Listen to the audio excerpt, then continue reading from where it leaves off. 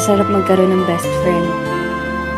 May taong poprotekta sa'yo, may taong magpapasaya sa'yo, pero handa mo bang itaya ang pagkakaibigan para sa hinahangad mong pagmamahalan? Nooy umibig na ako, subalit nasaktan. Ako si Princess. Grade school pa lang ako, palagi ko ng kaklase si Ivan.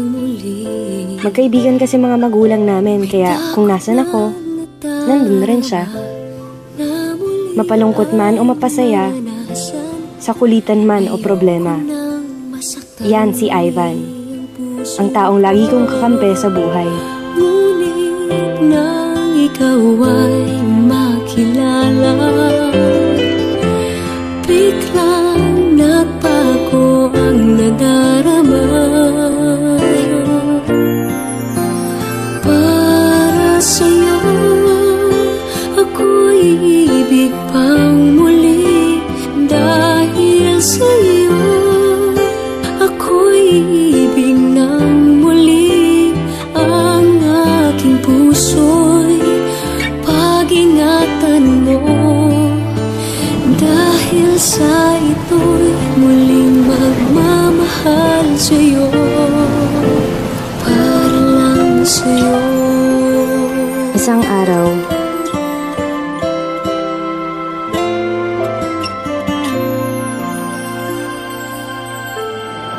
bakit ka naman sumali sa prank? Wala lang, gusto ko lang. Gusto mo lang? Alam mo bang delikado yun? Alam ko naman itong pinapasok ko. Ang dami-dami sumasali sa prank. Ano ko ba? Matapos ang araw na yun, at sa'yo lamang nakita ang tunay na pag-ibig laging hinahanap. Buti na lang ika'y nakilala. Binago mo ang nadarama. di na siya nagpaparamdam. Di na siya nagte-text. Di ko na rin siya nakikita sa school.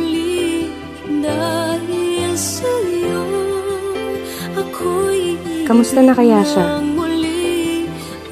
Pinuntahan ko siya sa bahay nila.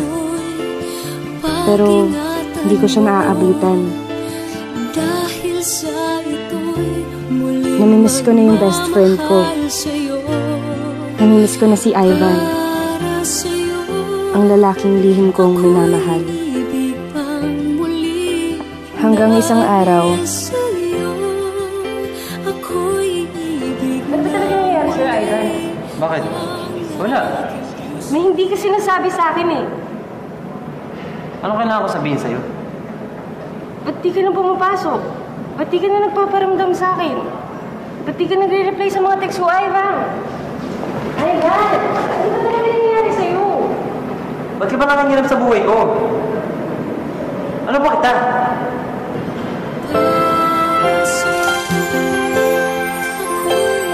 natahimik ako sa sinabi niya. Ano ba niya ako? Isa lang akong hamak na best friend. Hanggang doon na lang yun. Umalis siya at di na nagpakita. Di na rin ako nagte-text. Di na rin ako pumupunta sa kanila. Makalipas ang 2 linggo, may natanggap akong balita. Nasa ospital daw si Ivan. Malubha ang lagay. Para lang sa'yo, ako'y di na muling mag-iisa. Ikaw na nga ang hindi hintay ng puso ko. Para sa'yo, ako'y pagmali. Dahil sa'yo, ako'y ibig na muli. Ang aking puso'y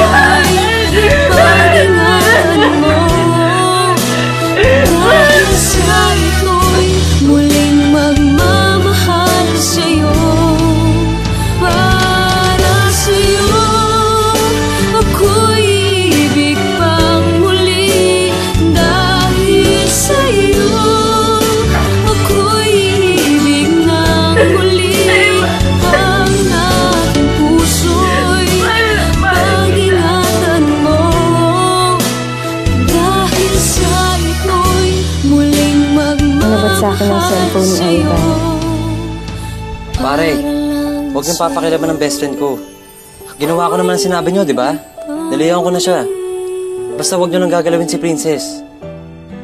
Mahal na mahal ko yun.